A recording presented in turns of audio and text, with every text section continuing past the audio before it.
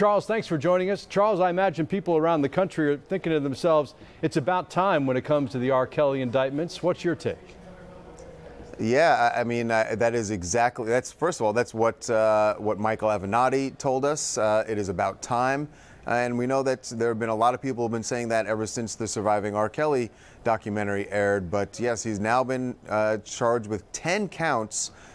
And most of his victims, according to the documents that were filed when he was charged, their victims were between the ages of 13 and 16. Now, this has been, as you say, a long time coming, and it was all sparked by Michael Avenatti turning over a tape, a VHS tape that he says he uncovered during about a 9-month-long investigation. He turned it over to the Cook County State's Attorney a couple of weeks ago. We know that a grand jury was convened last week, and now these indictments were handed up just this morning. So, you know, what Michael Avenatti said to us was, you know, he worked very hard to keep this under wraps. He did not want R. Kelly's camp to find out that he had this tape, and nobody knew about it until he turned it over to authorities a couple of weeks ago. So R. Kelly was at that time blindsided by this, said he had no knowledge of this tape, didn't know what Michael Avenatti was talking about. I think he knows now, definitely. Yeah. Now, R. Kelly denies having broken the law with underage girls, but the suspicions about him go back decades, of course. Why do you think it's taken so long to begin the process toward justice for these young women? You know, I think for the longest time, I think the victims, his alleged victims, were afraid to come forward. And I don't think it is any coincidence that this all came to light after the Surviving R. Kelly documentary aired. I think that really empowered a lot of his alleged victims to step forward and speak not only to TV producers, but to find attorneys and speak to them and go to the authorities and tell their stories. And I think, you know, there's that old saying of where there's smoke, there's fire, and there was finally enough smoke for Cook County to convene a grand jury that came back with these indictments. So, you know, I just feel like this is, you know, and also you have to say that the Me Too movement has probably done a lot to empower the victims to come forward as well. So, if you're asking why it took so long, I think that's why it took so long. And you know, once a few people came forward, I think everybody else felt like safe that they could come forward and tell their stories. Yeah. Let's talk about Jussie Smollett. The Chicago police superintendent spoke very powerfully yesterday, called on him ultimately to apologize and give restitution. Jussie is going in the other direction, it seems, and I wonder, it seems like he's putting himself in potentially dangerous territory, more dangerous. Well, you know, Jussie's got a lot of, before he even gets to court, the fallout has begun. And as you said, he is still insisting that he did nothing wrong. We know that after he left court yesterday, he went straight to the set at Empire. He filmed a couple of scenes, which, as it turns out now, will be the last time he's on set for at least several months, because this morning Fox announced that he will not appear in the last 2 episodes of this season. And they are watching the legal process to decide ultimately what his fate will be on the show.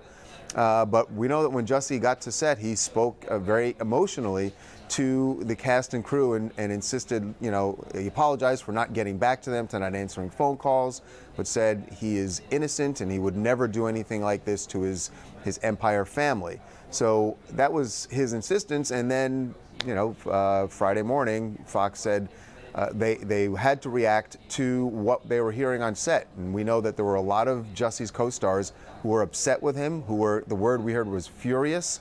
They felt betrayed because they had supported him so staunchly. And then once the police came forward with these facts, they felt like, you know, he had put them in a really bad place and put the show in jeopardy as well. So they wanted him gone, and that's what the producers were reacting to when they said, we're going to take him out of these last 2 episodes. Yeah, Jussie himself said he felt betrayed and that it was a law enforcement spectacle yesterday. It would seem that taking on the Chicago PD that way, when they said they have this mountain of evidence, might put him in a position where he would do more jail time potentially. Yeah, I mean, look, Russ, the thing that people have to remember here, it looks very bad for Jussie, and the police laid out a very, what seems like a very tight case against him, but he still has to go to trial, and he will be defended just as staunchly. And, you know, there are things that his lawyers, I'm sure, think that they can pick apart and that they could create some doubt in a court. So, you know, it's not an open and shut case. How many times have we seen people who, certainly even as the trial is going on, seem guilty, guilty as sin, to use the phrase, but then they are acquitted? And so there's always that possibility. And I think that's why Fox was carefully worded their statement this morning and said, we will watch to see what happens before we make a final decision about Jussie. Yeah, very well put. Patriots owner Robert Kraft accused of soliciting prostitution, a misdemeanor in Florida. But given the fact that some of these women, authorities tell us, are victims of sex trafficking, there's that very serious edge to it as well. It definitely is a very serious case. And it is important to note that Robert Kraft is not accused of being involved in human trafficking.